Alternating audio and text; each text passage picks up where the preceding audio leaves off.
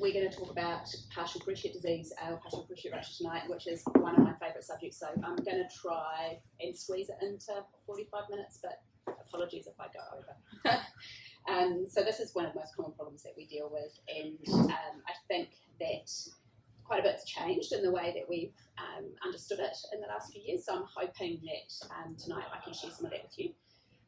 We're going to go through the case for early intervention, so why we believe that intervening early in these guys is helpful.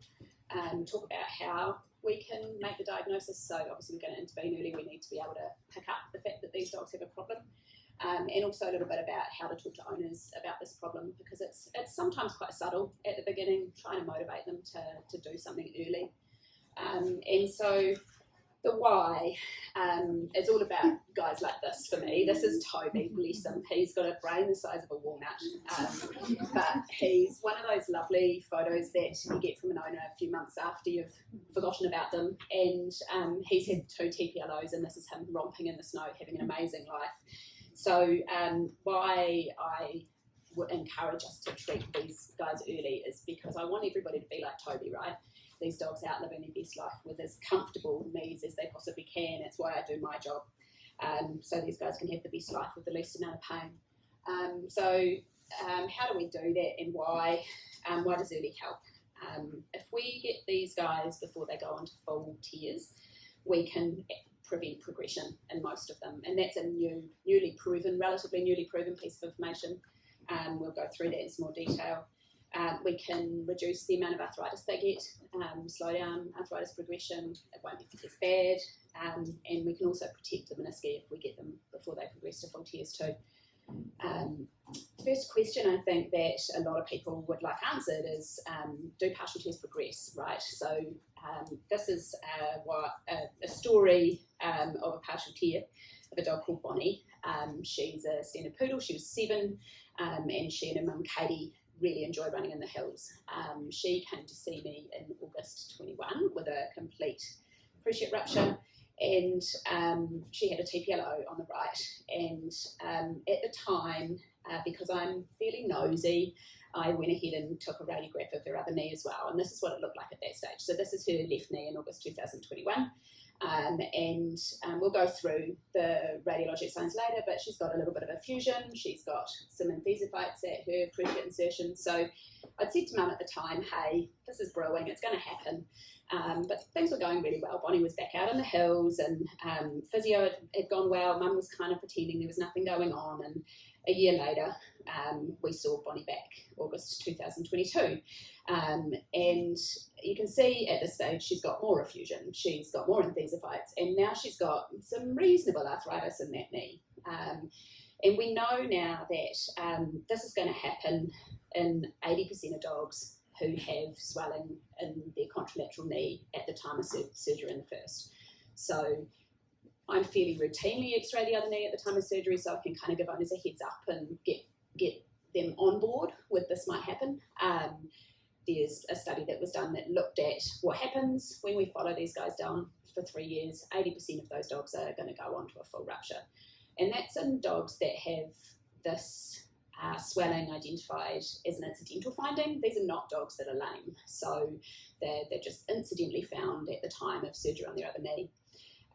So it's a fairly convincing argument that these guys do progress despite everything we do. So the next question is, can we stop them progressing? And a few years ago now, about 2010 I think it was, there was a cool piece of research done where a group in the States diagnosed partial tear dogs by arthroscopy. They went ahead and did TPLO on them, and then they came back and looked in their knees a couple of years later and had a look and see what those cruciate ligaments looked like. What happens if we treat partial tears with TPLO? And the median time to repeat exam was about 2 years, so it's a fairly nice long follow-up. And in over 90% of dogs, those structures had a normal to near normal appearance on repeat scope. So on the left there, you can see what the partial tear looks like with arthroscopy, the little fibres that are all torn, and on the right, this is what it looked like 2 years later. So that ligament's looking pretty normal and pretty healthy. So absolutely, we can stop these tears progressing. Well, we know we can with TPLO anyway, and we'll touch a little bit on TTA later. The next reason I like to treat them early, or we think it's a good idea, is to reduce OA severity. There's another nice study that shows that this can be achieved. It's not perfect, right? There's no such thing as a perfect treatment for anything. But a group followed a group of dogs that had complete tears operated with TPLO versus a group that had partial tears operated with TPLO. And they followed them for a very long time, 3 years. And they found that those dogs that had partial tears, although everybody's OA progressed, that's going to happen, the dogs that had surgery with partial tears had less OA progression than those that had a complete rupture, and they concluded that canine patients would benefit from earlier surgical intervention. So the evidence is kind of building that this is something that we can use as a tool. This is something that I think is important to consider too. This is a little video on a loop of a dog who's asleep getting ready for a TPLO with a cranial tibial thrust. And as we all know, we've all felt these knees, they're pretty unstable, right? And every time that stuff is going into shear force, that meniscus is getting pinched off the back of the tibia by the femur. So it's pretty unlikely that many menisci are going to survive that. We know that dogs that have meniscal tears get more arthritis, so if we've got an opportunity to prevent that meniscus being damaged, I think we should take it. Always makes my heart sink a little bit when I explore a joint and there's a great big fat meniscal tear. You just know that dog's not going to do as well as the ones that don't have the tears. So, and this is a little picture of what actually happens when we lose menisci. This is a contact mechanics study where the forces are shown between the two bones, and D is what happens when there's a bucket handle tear, which is our most common tear, as you guys all know. That's what the pressure distribution looks like between the femoral condyle and the tibia once we've got that tear there. So it's never going to be as close to normal once we've got meniscal tears there. So in summary, if we treat early, hopefully we're going to have a chance to get a closer to normal knee. Partial tears almost always progress. We know we can often prevent that progression if we act early enough. And so we have a chance to give our patients a more comfortable knee for their whole life, really, if we can catch them earlier. Definitely not, as an aside, definitely not saying go TPLO a patient who's not lame. You know, that's not what we're looking for. We need a patient who's actually coming to us and saying, hey, my knee's sore. But certainly once it gets to the stage where we're getting repeated episodes of lameness, that's enough. So we know we can help if we treat them early. And I guess that the challenge then is how are we going to catch them early? Because it can be a little bit tricky. And I was a bit nervous when I first started that journey, like making the call that there's a partial tear there and taking a dog to surgery when, you know, you're really not sure, is it definitely going to be there or is it not? I've not gone into one yet and not found what I expected to, but I'm scared it's going to happen one day. Has it ever happened to you? No. So you kind of have to build a body of evidence, and for those of you who are of my age, this is a dude who you'll know if you're in your 40s or 50s probably. His name's Poirot.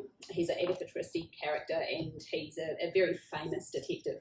He's got a very cool moustache. And so I kind of think we have to be detectives for this, right? But we can do that. We do that with medical problems all the time. We probably don't need to do it so much with orthopaedics. We kind of think of it as normally a bit more black and white, but we do it all the time with medicine. So there's no reason why we can't do it with orthopaedics. Building up a body of evidence from history, our exam, sometimes it's an synovial or a joint tap, and obviously some imaging. These guys are not the ones that we need Poirot for, these acute complete rupture dogs. We all know these, they've been fine. They've got no history of previous lameness, they've been running down the beach, or often there's a ball thrower involved, and no OA on their x-rays. They're usually active dogs, they've usually had a traumatic event, and we think these are actually only about 20% of cases, right? So it's flipping it on its head a little bit and thinking most of these dogs that we're seeing with cruciate problems are not injuries. They're degenerative, and that's these guys. We think there's about 80% of cases, so that means that there's 80% of our cruciate dogs that potentially we can do a better job for if we pick them up a little bit earlier. We know there's some breeds here, and I know you guys will see this too, labs and rotties. We have some studies showing that these guys' ligaments are pretty weak compared to those of the greyhound. Rotties, sorry rottie people, I know there's a very enthusiastic Rottweiler person just there. That Rottweiler cranial cruciate ligaments only have about 50% of the breaking strength of greyhounds, right? We don't know why, but they do. There's all sorts of complicated stuff involved: inflammatory cytokines, ligament matrix degeneration, neuter status, conformation, genetics, all sorts of things. We still don't know for sure why so many dogs' cranial cruciate ligaments degenerate over time. But these are my poster children. Interestingly, since last time I did this talk, I've added a border collie. I don't know whether that's something that anybody else is experiencing. Maybe it's just random, but I feel like I'm seeing so many more border collies with cruciate disease, several bilateral ones in the last few years, like a whole lot of dogs in a litter. So I've added them in. Maybe me, just a bit of bad luck, but rotties, labs, our bull breeds, often I think that's conformational. American bulldogs, I think they're very unlikely to keep their cruciates. And our little scruffy terrier dudes, which we'll talk about a little bit more later because there's some special things around them. Often there's no or minor traumatic event, or kind of one of those traumatic events that doesn't really count. Oh, he just jumped into the car, or, you know, got out from his bed, or got up to chase the cat. Often they can be quite young. We'll see them sometimes with bilateral disease as young as 18 months even, and often they'll be affecting both knees. History, classically for me, if I really pick at a history, it's a waxing waning thing. And I drew this little graph because I thought it sort of represents what happens with these lamenesses. They start off with just a little blip, right? Maybe the owner wouldn't present the dog to you that first time. They're lame for a few days, they rest them, they come right, they go back to normal. The next time there's a slightly bigger blip. Maybe that's the time they come in, it's been lame once already, and you know, it's happened again. Maybe we'll say, probably just a strain, we'll pop him on some anti-inflammatories and rest, and he gets better. The next time the blip's bigger, and the episodes are getting closer together, and often they're not really returning to baseline in between, and eventually they're 5 out of 5 lame. And that could be months, especially if you've got an owner that's good at resting their dog. You know, it's going to be 6 months or a year. So being careful about the bilateral ones too. They often won't do lame like this, they'll just do lazy. So classic sign for me of the bilateral one is when there's partners that own the dog and they're arguing over which leg it is. That's a classic sign that they're bilateral. It's right or left. Well, sometimes it's right, sometimes it's left, right? Or sometimes they're not lame, they're just lazy. They can't get up on the sofa anymore, or they're having trouble sitting down. Exam. We're talking about picking up these dogs as early as we can, so you definitely need your cool moustache for this bit. The negative dogs on palpation are still dogs that can have cruciate ligament disease, right? And so that's the most important thing I think we get through our head. We need that cool moustache. Most of these dogs will be cranial draw and cranial tibial thrust negative on exam, especially conscious exam. So if you're really lucky, you might get cranial draw or thrust inflection, but hey, they can be pretty uncomfortable. Cranial draw, particularly wrapping your hands tightly around their joint when their joint's a bit sore. Even if their joint's not sore, I think some sensitive dogs will react to that, so it's not as useful as it could be. So I start off with these guys by watching them for a while from a distance. We're lucky we've got a nice big consult room, but even if you've got a little one, letting the dog off so that you can watch how it moves and observe it while you're maybe having a chat to the owner and asking some questions. It's a positive sit test, probably everybody's heard of that. These guys will often sit with their legs to one side. Often I find they'll sit nicely if you offer them a treat. I kind of think about it like kids sitting on the mat. Whoopsie. Kids sitting on the mat at school, you know, you ask them to sit and they sit like that, and the dogs will sit nicely with their knees nicely underneath them. But if you watch them and they sit on their own, often they'll be a lot more cautious and they'll sit with their legs to one side. So being aware, there we go, that sit can also occur with hip dysplasia and hip pain. Embarrassingly, this is my dog. She came through work needing a home, and the breeder said they were going to take her home and shoot her. So that's how I ended up with a pug. But she has hip dysplasia and she sits like this. So sit test is not pathognomonic for knee pain, but you can kind of see she sits a bit differently, like she's kind of rocked back on her pelvis, and sometimes with sore hops as well. So it's not a be all and end all, the sit test, but it's useful. This is another thing that I think can be useful when you're watching them from a distance. It's definitely not specific for Cruciate disease, but it can really help you get your eye in with regards picking up subtle hind limb lamenesses, so call it a tripod stance. So the dog will often bring its hind limb, its good hind limb, inwards a little bit axially, so that it kind of makes an equilateral triangle with its front legs. And if you watch dogs with sore hind limbs, you'll often pick that up. Again, not specific for Cruciate disease. And subtle off-weighting too, often when they're standing. If you look at them from behind, like you can see in this dog, their main pad is just a little bit off the ground compared to the other one. Forward weight shifting, these bilateral ones. The physios probably recognise this more than I do. They're pretty awesome at picking it up. But this little guy has bilateral Cruciate disease, and you can see his front legs are just about underneath the middle of his chest. When you start looking at it, at your first glance, you kind of, oh yeah, it's a dog and he's standing. But he's really trying very hard to be a circus dog and walk on his front legs. Another example of that is this lady. This is Pepper, bless her. Much harder for her to walk on her front legs. But you can see how big an angle there is there on her humerus to the ground. Like she's trying really hard not to put weight on her front legs, rear legs, sorry. And if you look at her from behind, excuse me, that photo's a little bit blurry. Her main pads aren't really on the ground at all, and she had bilateral Cruciate disease. So looking at it from a distance, we've seen a positive sit test. We've seen that they're off-weighting that leg. And possibly bringing the good leg underneath them a little bit. Time for a bit of hands-on. By this stage, I've kind of tried to make a bit of a relationship with the dog. We're lucky we have ample time. You guys have probably only got 15 minutes, but we're often doing things that they feel are quite threatening or uncomfortable. So I've been trying while I've been watching it from a distance and talk to the owner, feeding them some treats, just getting them used to having their legs touched, sitting on the floor with them. So hopefully they're at the stage where they're going to be reasonably comfortable with me getting a hands-on. Obviously you're going to want to do complete orthopaedic exam, forelimb, spine, basic neuro, and complete orthopaedic exam both hind limbs. So we're looking for pain, deformity, checking range of motion, effusion in end joints, symmetry of musculature, and checking for bilateral disease.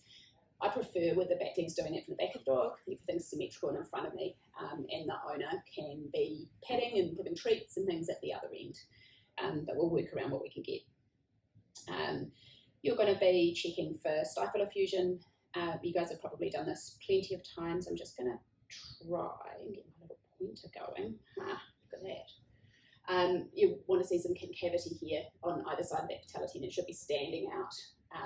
Where's here? It should be standing out like a pencil. It doesn't really feel like a pencil to me, but it does stand out.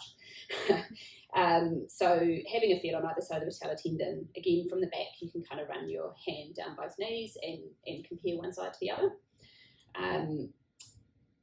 Looking for or feeling for medial buttress. This is a word that always bothers me slightly. There's not really a buttress, it's just joint capsule thickening. So the reason we can feel it on the medial side is because there's no musculature there, so we can feel that fibrosis and scar tissue of the joint capsule on the medial side. These two dogs have got one that you can actually see rather than feel. You may well not get that in a partial tear. It might be a little bit more subtle, but you can see the great big bump here on this wee terrier leg on the medial side of his knee there, and a more subtle one on this guy here.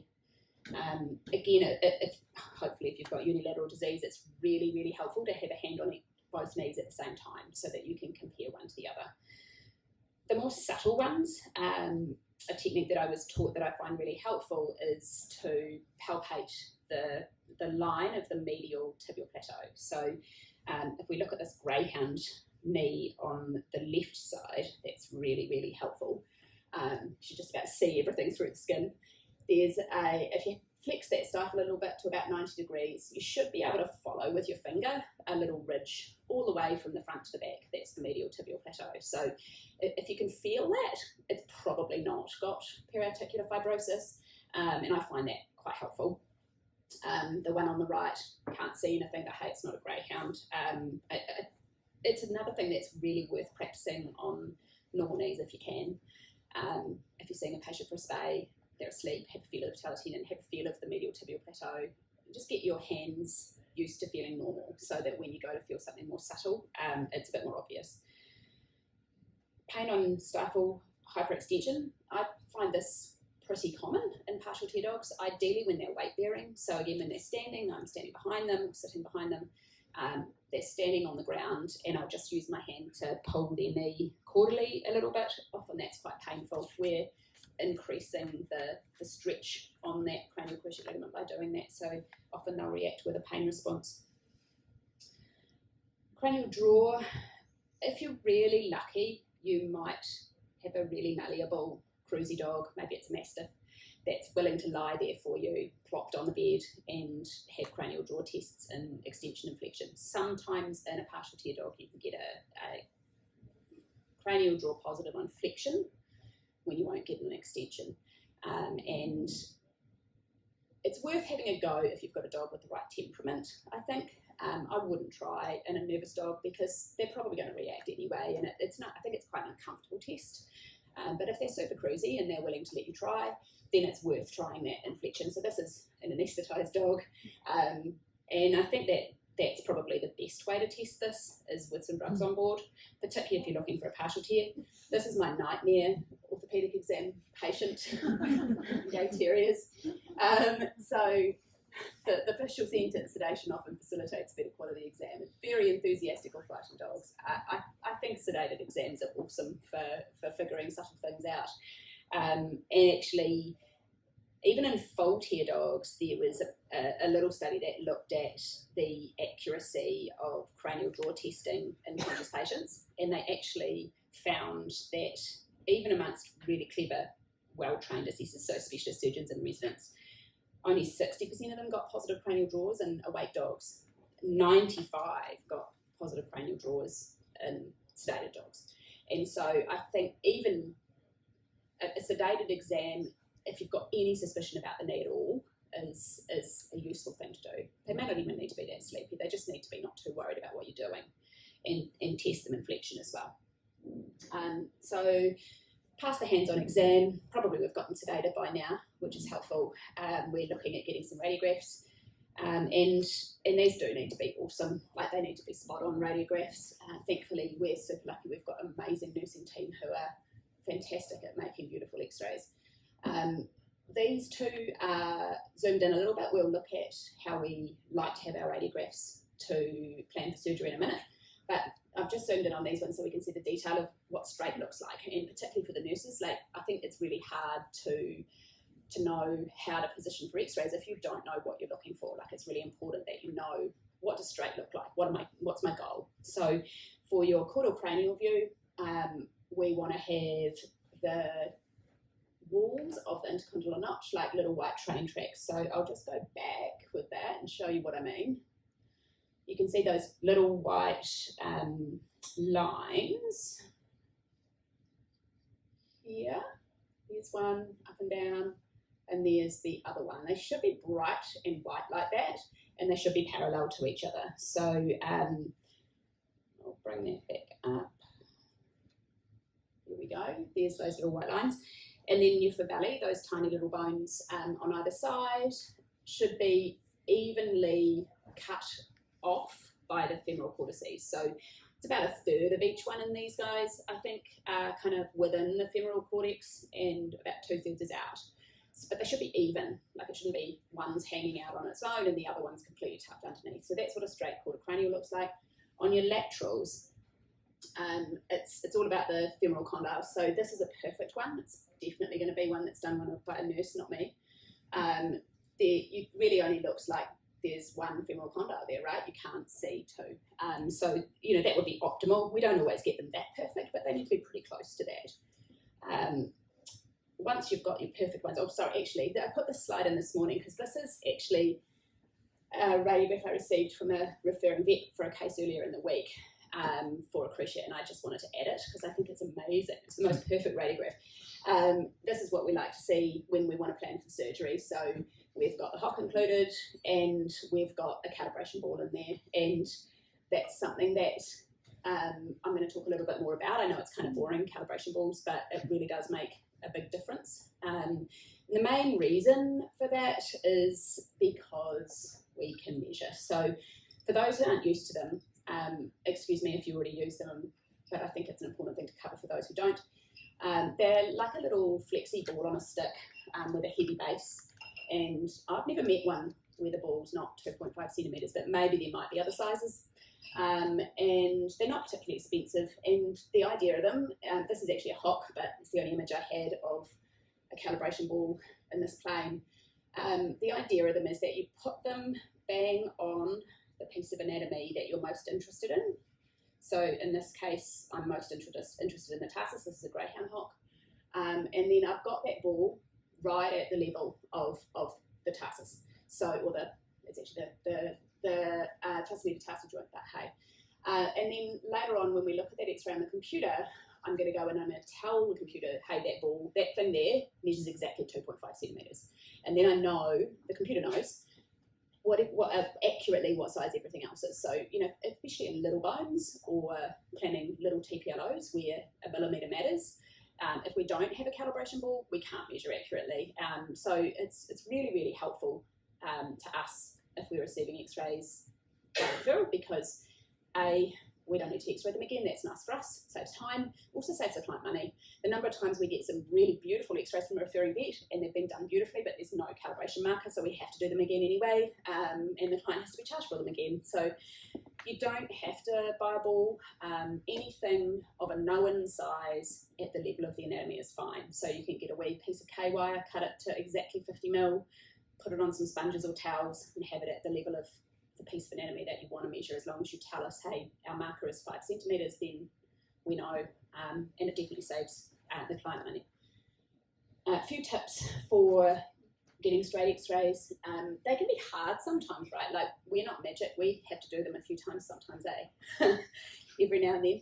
So, but just a few practical things. We normally position big dogs with the upper leg pulled forward. The beam's got to be, of course, centred on the stifle, so crosshairs are at the knee. We've coned right out so that we've included the hock, put a calibration marker in. For those who are using CR, I'm lucky we have DR now. This is where I used to work. If you have a floating top table, put your CR plate under the table, because then you don't have to move the dog every time you take it out, and you can make fine adjustments. You're like, oh, I just need to rotate that a little bit more that way. Of course you can't, because you've pulled the plate out and the dog's in a different position. So pop it under the table, just makes things a little bit easier. Little dogs, I can't explain why for you, but in general we're more likely to get a straight X-ray first time with the terriers and the short-legged creatures if we go top leg pulled, abducted and extended caudally. Again, we've got a calibration marker, a left-right marker, and the crosshairs centred on the stifle. Right, so what are we going to see in these partial tear dogs? The main things that we're looking for, say we've got a dog who's got a stable stifle, we've sedated it, no cranial draw in flexion or extension, we're still worried about its knee, it's got a sore knee. And the main things that I'm looking for are going to be effusion and some little emphysophytes where the cruciate ligament attaches to the bone. So first thing to look at is that long digital extensor fossa. There's a little notch in the lateral femoral condyle where the long digital extensor comes from, and officially we shouldn't have our fat pad fluid interface further forward than that. So defining effusion, that if that fluid line shouldn't be any more cranial than that long digital extensor fossa. So in this dog we can see that interface about here, kind of wobbly, isn't it? But there's where our effusion line is in our fat pad. So that's way further cranial than the long digital extensor fossa. The other thing that I always look at, which is somewhat of a revelation, or was to me when I first started finding it, is little emphysophytes at the attachment of the cranial cruciate ligament on the tibia. And I've blown that up a little bit more so you can see them. So I know it's subtle, but there's periosteal reaction there, right? We can see little rough piece of bone right where that ligament attaches, and that's where we usually see the tears started as well. Just in case you don't believe me, I've got another couple. This is a pretty consistent finding for me. If it's not there, I start to worry that it's not cruciate disease. So apologies for the image quality on the one on the right, but these are another couple of tibias with emphysophytes that are an insertion of the cruciate ligament, so something to watch out for. In there. If you see osteoarthritis, just remembering that it's very rarely primary in dogs. If we're seeing an osteoarthritic knee in a dog that's never had a knee injury, it's not had an infection in its knee, it's not had patellar luxation, there's a reason why it's got arthritis. Unless maybe it's a hunter weight that's worked 12 hours a day for 10 years, that might be a little bit different, but that's not most of our dogs, right? They don't wear their knees out. If they've got arthritis in their knee, almost certainly there's a reason for it, and it's cruciate until proven otherwise. Could be something else, but if you're getting an arthritic knee, there's a really good chance that even if your knee's stable, your cruciate's on its way out. Synovicentesis, I don't do this all the time. When I first started being brave enough to cut partial tears, maybe 10 or 12 years ago, I used to stick needles in every single one because I was terrified, and I was really worried I was going to miss something, and or that it wasn't going to be a cruciate tear. So I used to do joint taps on every single one, check the joint fluid, make sure there's nothing else going on. I still do it if I've got a patient that's got quite significant bilateral effusions. I think just to rule out immune-mediated disease, because I've found immune-mediated polyarthropathy sometimes when I've not been expecting it. And so I just dotting I's and crossing T's. It's cytology for surgeons. Seriously, if I can do it, you guys can do it with one eye closed. There's either neutrophils there or there's not. Mononuclear cells are what we usually see in a degenerative knee, like a cruciate knee. They kind of look like lymphocytes. Not that I can probably identify lymphocyte anymore, but they've got big nuclei. And so it's not a tricky thing to do. You do need to use aseptic technique. You go parapatellar laterally and sort of in towards the intercondylar notch. It's not usually tricky to get a sample from an effused stifle, and I'd encourage you to do it in-house. If I can do it, you can. The only thing from a practical point of view is if you make your smear, let it dry really well. The number of times I've been impatient and I've gone to fix it and the whole thing slid off into the sink, it's definitely worth letting them dry for a good amount of time. Right, so classic body of evidence. I've got my cool moustache right again. We've got appropriate history and signalement. Doesn't have to be perfect, right? They don't all read the textbook. On exam, we've got a positive sit test. We've got mild, moderate lameness, stifle effusion, probably some medial buttress, possibly some pain on stifle extension. Possibly, if you've got positive draw thrust inflection, you're done. That's your answer. On radiography, we've got effusion, usually that emphysophyte, often some early OA. In synovicentesis, we've got an increased volume of grossly normal looking fluid and usually increased mononuclear cells. Don't always do that, but if you're getting your iron, I don't think it's a bad thing at all to do. Or actually, the other thing I would say is if you're going to do that, it can be really helpful. Stick some local in there. If your lameness goes away, bingo, knee. So if you've got a needle in a joint, it's not going to take you a second or to put some bupivacaine or ropivacaine in there and just see what happens to that lameness. If it doesn't get better, I wouldn't hang my hat on it, but it just gives you that little bit of extra confidence that, hey, that's the knee that's painful, right? So treatment.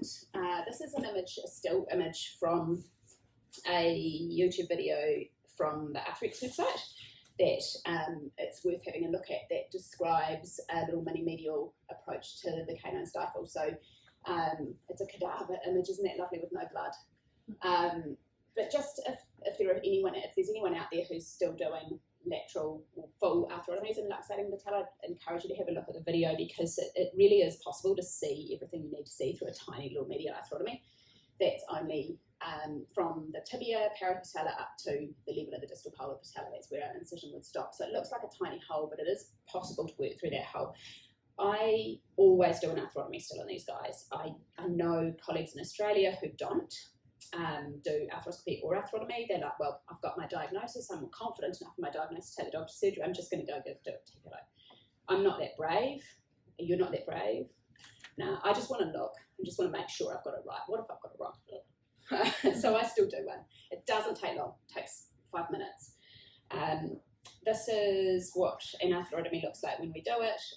There's some stifle distractors in there and some little galpies, and it really is a tiny wee hole. I don't think you can do this adequately without stifle distractors. These are the instruments that we use. There's a stifle distractor on the left there. These do come in little mini ones if you're doing small ones. A couple of different sizes of meniscal probes, and this is actually a small stifle distractor, but it makes a really nice, neat little small space retractor. So we always do an arthrotomy. There are people out there that don't, but I think that's very brave, and that's not me. This is not a mini arthrotomy. This is an image from a human paper, actually, where they compare human knees and dogs' knees, which is why they're calling them ACLs instead of cranial cruciates. But I'm using this really just to show you where we typically see the lesions in these partial tears. So it's right down here where that cruciate attaches to the tibia that we tend to see early tears, and more in the medial part of the ligament than the lateral part. So you've made a medial arthrotomy, and it really is right there. There's not a lot of room in there in a partial tear. You can get your stifle distractors in and try and have a look at menisci, but if you've got a competent partial tear, it's actually really difficult to make room. You can try and have a look at menisci as best you can, sneak in there with a probe, but you're not going to get an awesome look at it. The other thing that you usually need to make a decision about is debridement. So this is a bit tricky. I don't think we've got any evidence to guide us on this one about whether we debride or remove the torn ligament or not. I tend to leave them alone if they're competent. There's no draw or thrust, and I'll get my meniscal probe in there and poke them a little bit. If they're yellow and splitting and tearing away, then I'll remove that, because I feel like that's an inflammatory focus and it's going to cause ongoing irritation. If they're white and shiny and healthy and there's just a few fibres pulled away, then I'll leave them alone. But I don't know whether that's the correct approach or not. Do you? I do the same as that. Yeah, poke it and see what happens. So that's where we see those tears. At this point, after we've done our arthrotomy and we've confirmed our tears, it unfortunately does become a bit of a one-horse race for treatment. It's a TPLO for the win. These guys do, we've got evidence to show that dogs with partial tears do well with TPLO. We don't know for sure what happens with some of the other techniques, but I'll go through them.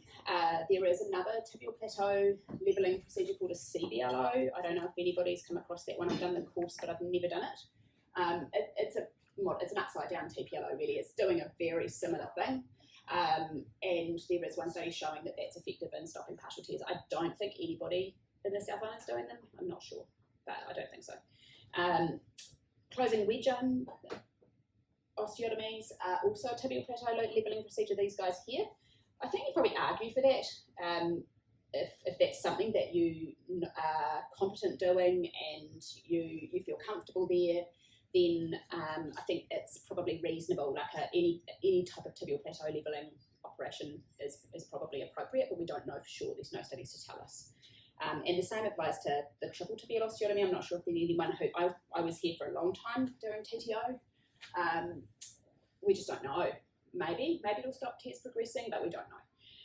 There's no evidence for extracapsular sutures being helpful, unfortunately. So for ballatibial sutures, and mechanically it doesn't make a lot of sense. So if we're levelling the tibial plateau, we're taking a whole bunch of that pull force off that ligament, right? So we're allowing it to be offloaded and we're allowing it to heal. That's not probably going to happen with an extra cap. So I'm unsure that we can recommend it for a partial tear at the moment. I don't.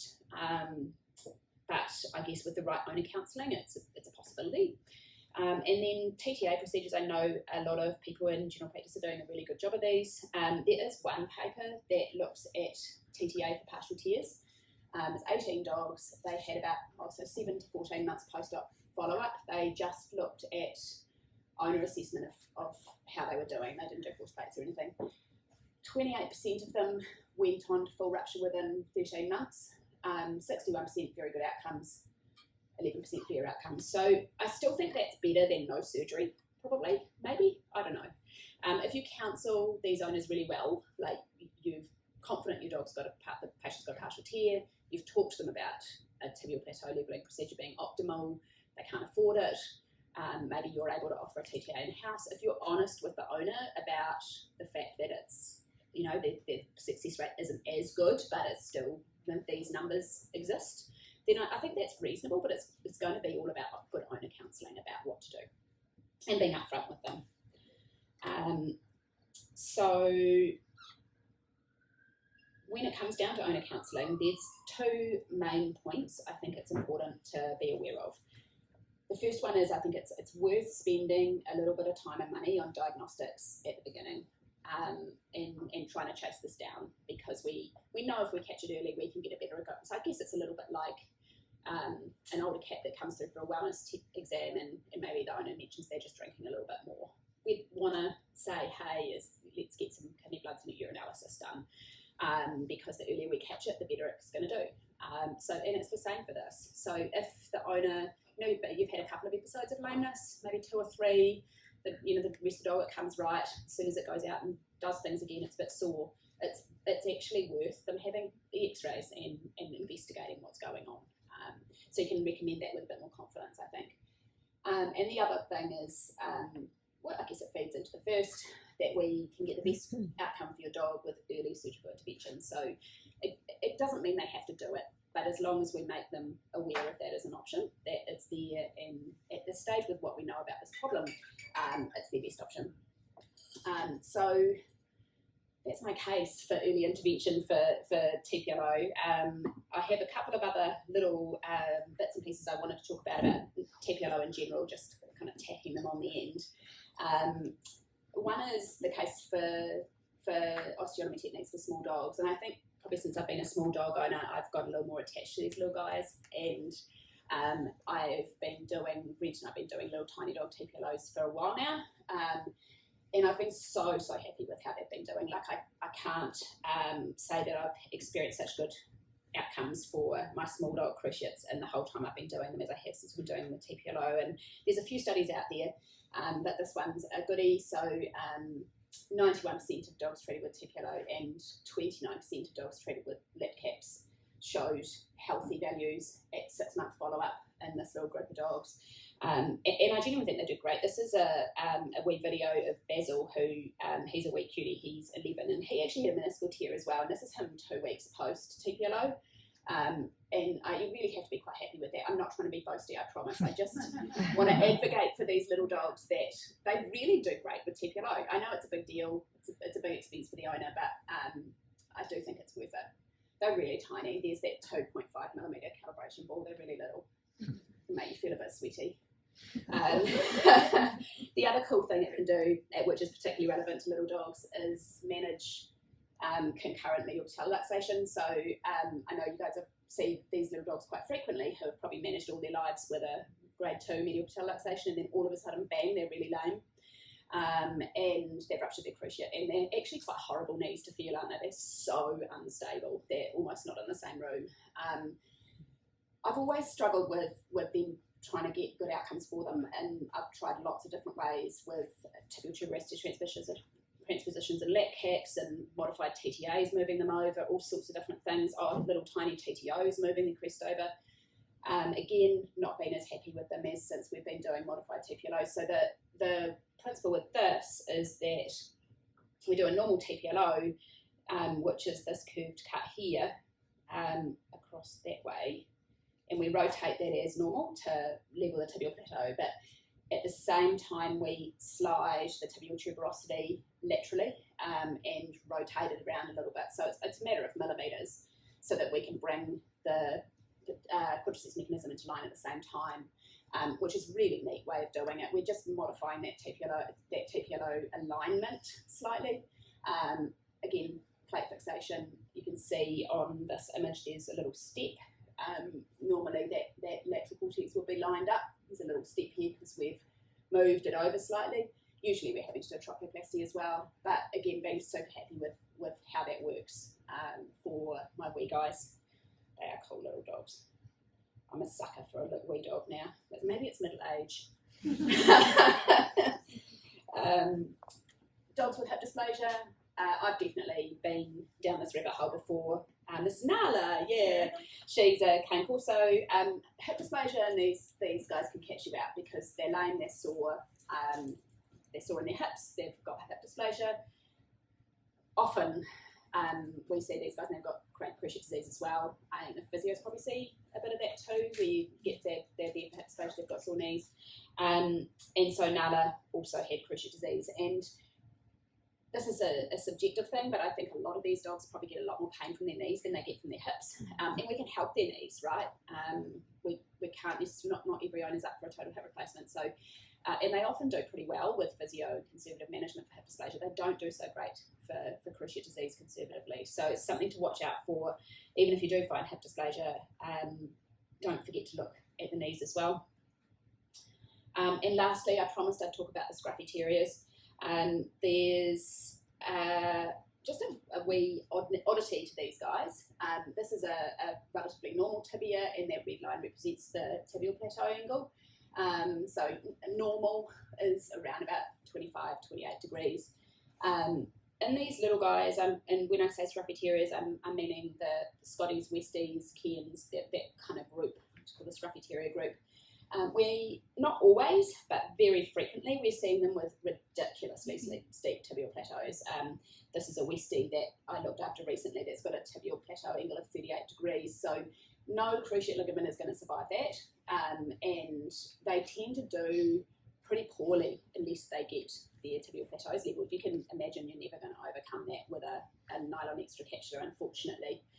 So even if you're not in a situation or in a practice where you're going to be doing tibial plateau leveling, or even if your client, maybe they can't afford it, it's worth getting the hang of measuring a tibial plateau angle just so that you can have a look and try and screen out these little guys that have got these really steep angles, because they're probably going to do pretty poorly with the lateral suture type procedures. Interestingly, you'd see that little fairly well-defined radiolucency in its tibial crest, if that drew anybody's eye. I find that quite commonly in little tiny, just there. That's quite common in these little terrier tibias, and I've actually sent it to a radiologist, and they're symmetrical, and they say, oh, just normal, but they're interesting looking, aren't they? Yeah, so that's me. I thank you everybody for coming out on a dark night to try to make sure every dog gets to live like Toby, and thank you very much to my cool team.